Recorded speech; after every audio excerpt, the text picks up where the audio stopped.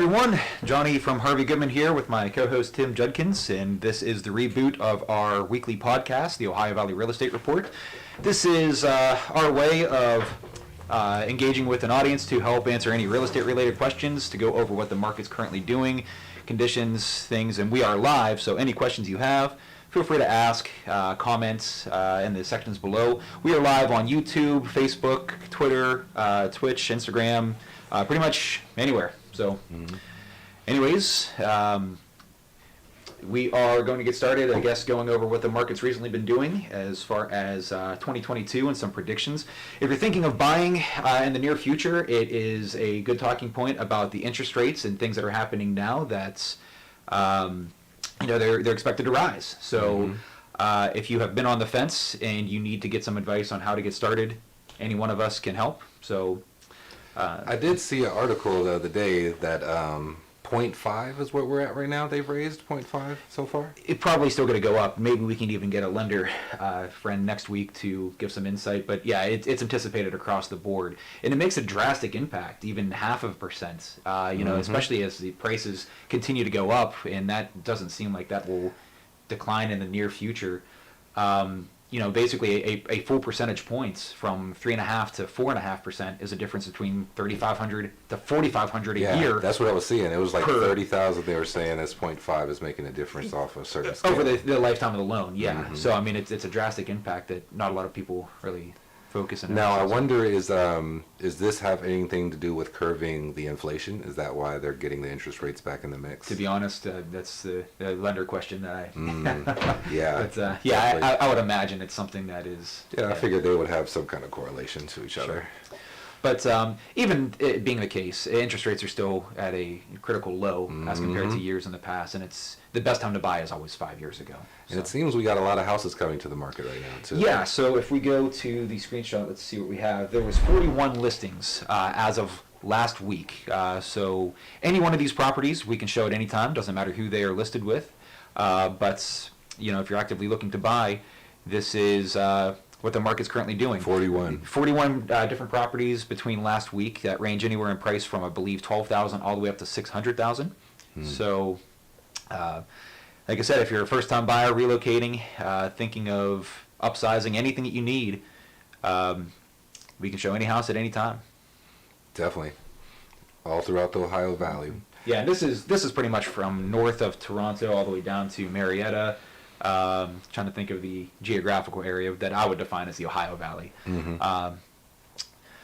But yeah, as far as things to know about buying, working with a local lender is certainly something that is strongly encouraged. And again, it's something that we could help connect, put some of those puzzle pieces together. Yeah, a lot of people like to go for these internet lenders. These, I won't name any names to give anybody credit, but it's one of those things that the numbers sound great. They talk a great game over the internet and over the phone, but there's nothing like having a local lender who knows where you live, knows where you're trying to buy, and understands your situation, because that's what you can't get from these internet lenders. Well, exactly. And it's more of buying a house is the single largest financial transaction you're going to make, right? So working with someone you know and trust, not just someone you met online, is critically important, at least in my opinion. I mean, I've had good experiences with online lenders. I don't want to make it like a some of them are really good at what they're doing, but like I said, we don't know where they are, or they don't really understand our market as much as everybody else does. So yeah, and if something goes wrong, it's usually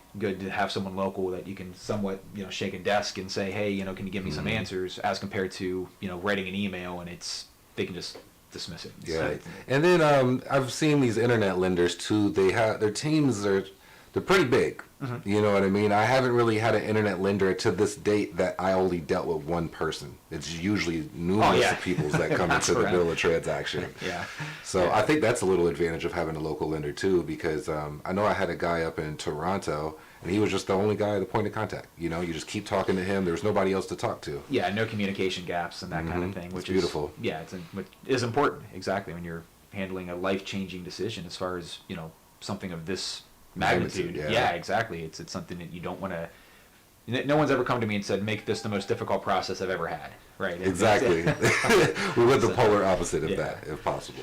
So, But to that point as well, as far as housing prices, again, we have some things that we try to predict as far as market and changes, and there's always this talk about the cracker plant. There's always these things that impact our market drastically. Yeah. As far as 2022 is concerned, I don't know what you may have heard or anything as far as some of that news.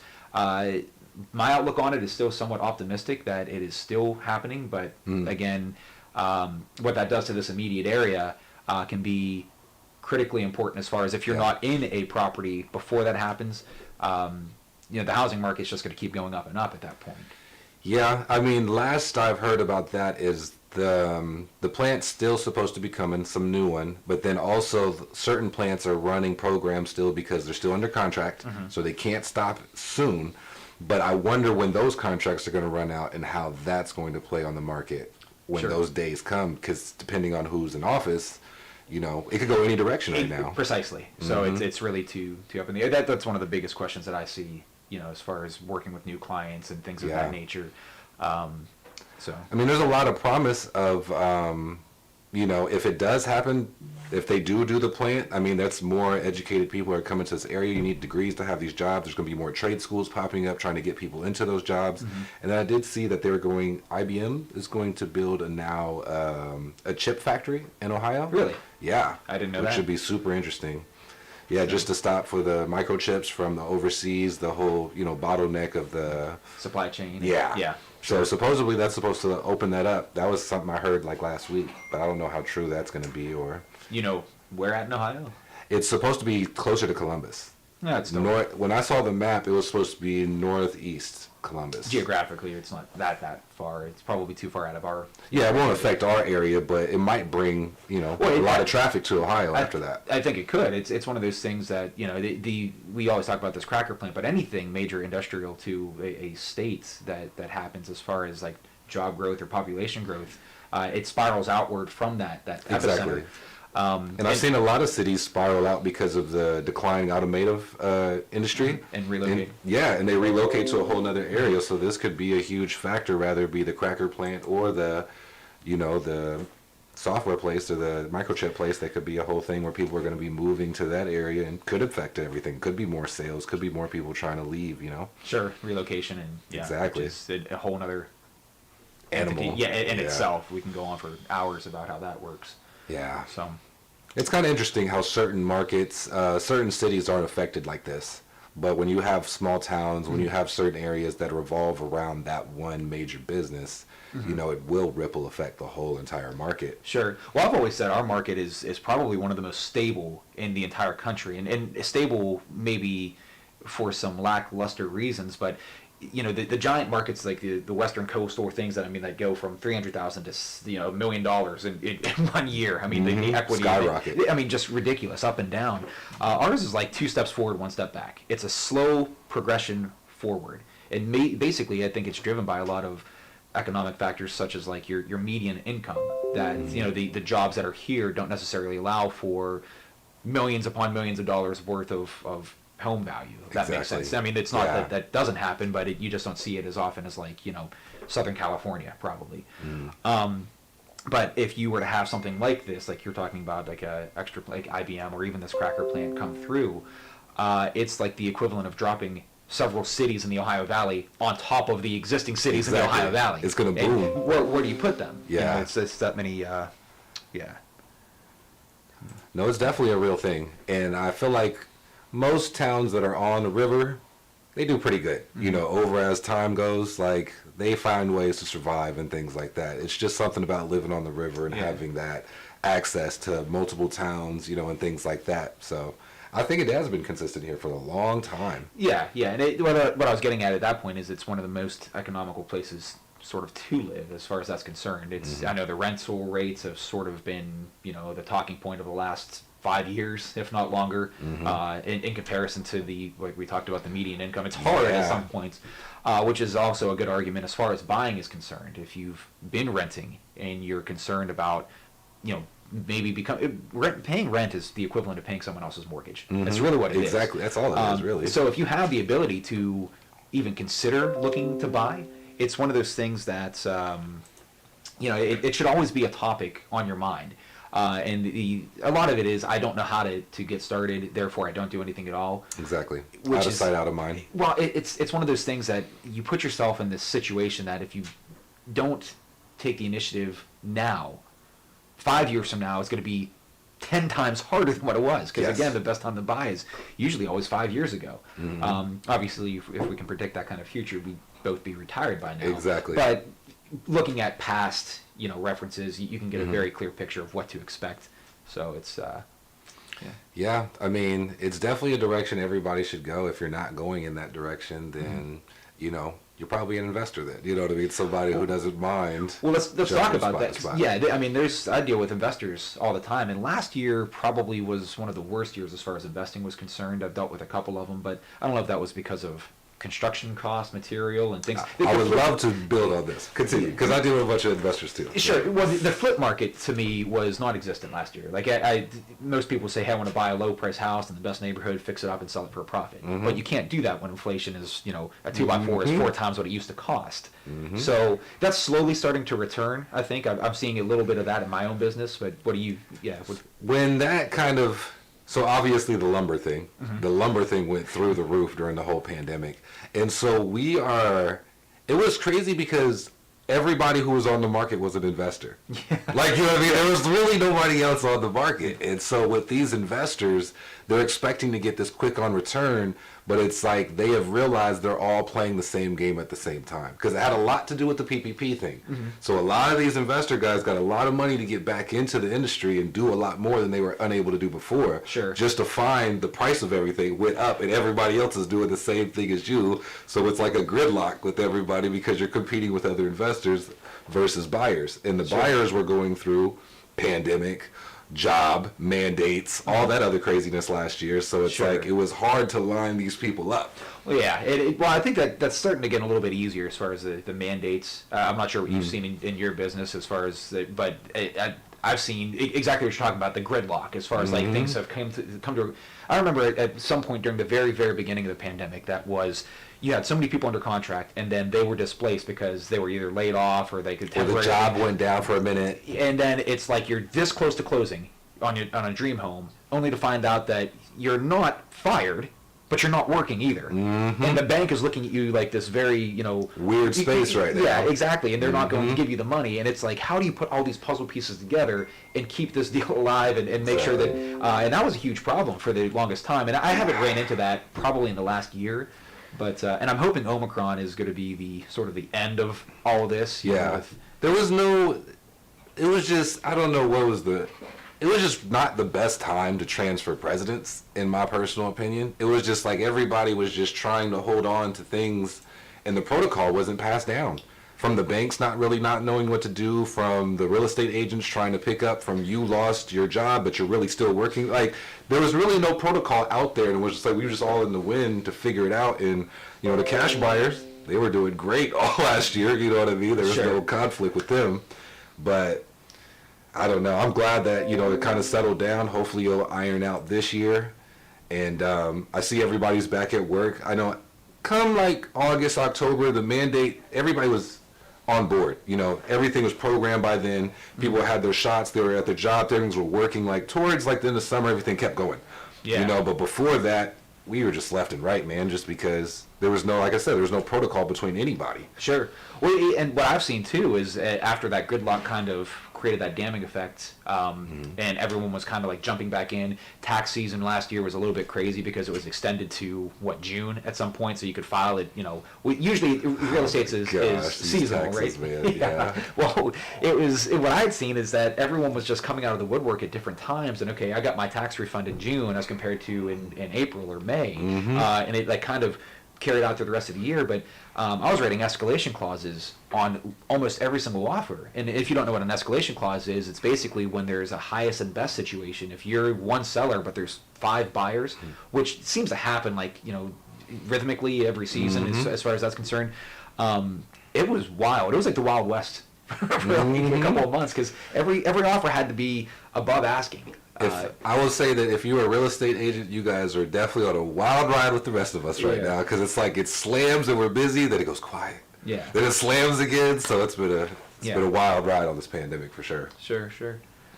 Well, yeah, as far as any updates or anything else incoming listing wise, I know you mentioned you had one. Yeah, somebody called me earlier today. We got a new listing coming in. That is the interesting part, is that people are still listing their houses, like you said, and that doesn't seem to stop anytime soon.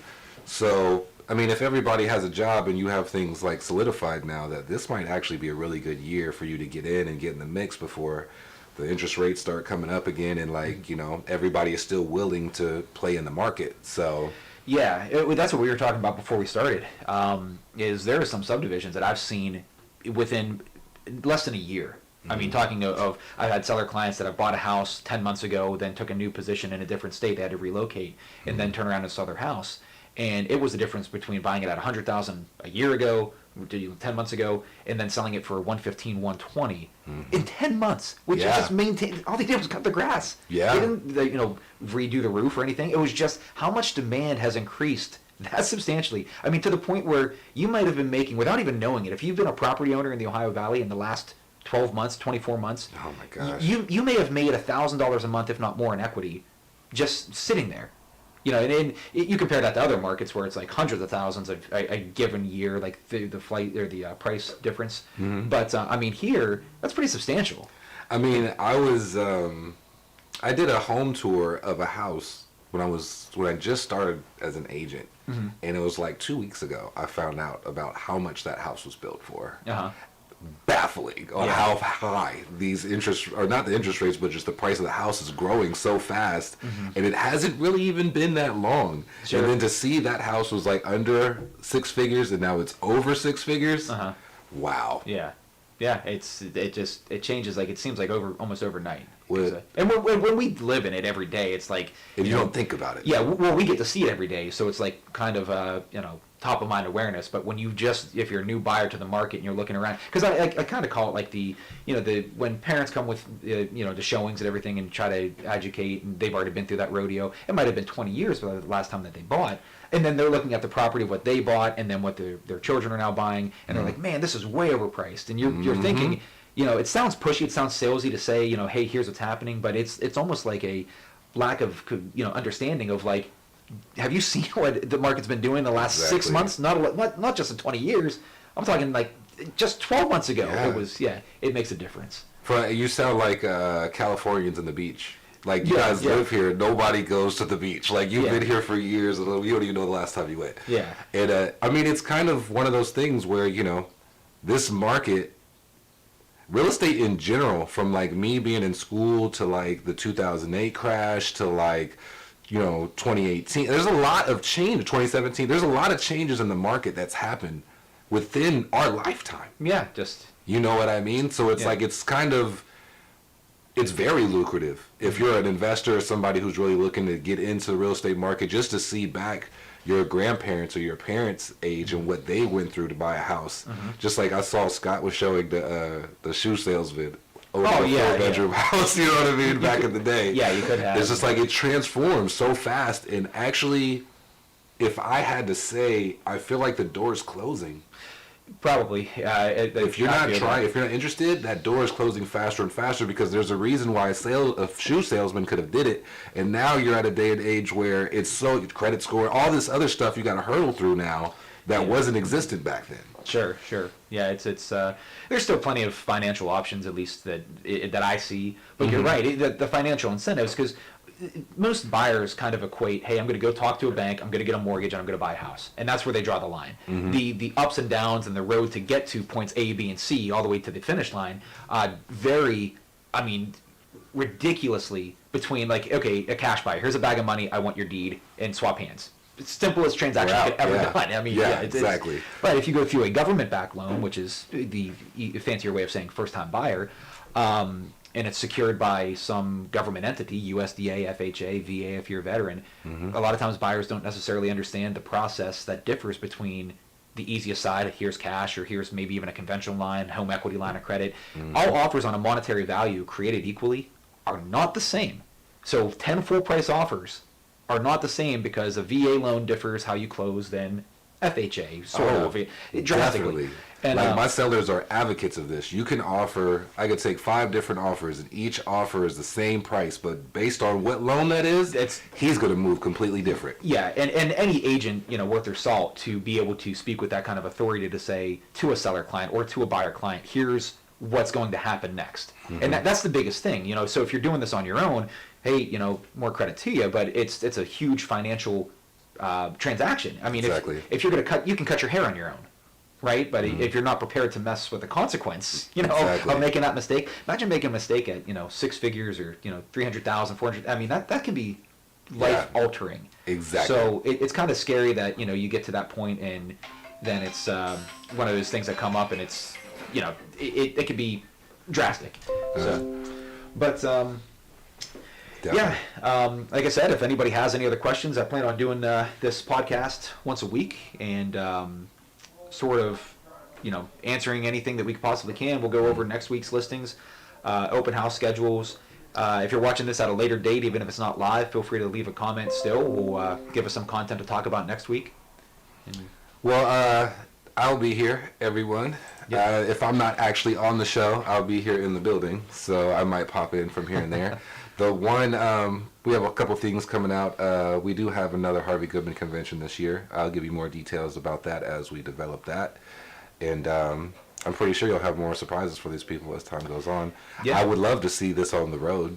Yeah, I plan on continuing this, like I said, once a week, and hopefully. Well, I mean, like 2 events, like do this at the convention. Oh yeah, Do it, of course. Awesome. Yeah, we'll go. They call that IRL in real life. So we'll have something set up with. Right now, we're running off a webcam in my office. But Yeah, maybe we could do office tours too. Maybe we'll pop up in different offices and things like that. If we could turn this mobile, eventually, it'd be great. I want this as a station. Keep this as a station, and then have a whole separate set, just so that's the goal. we're a whole news crew. You know what I mean? Reporting the real estate news. Yeah. So, all right. Well, everybody, thanks for watching, and we'll catch you next time.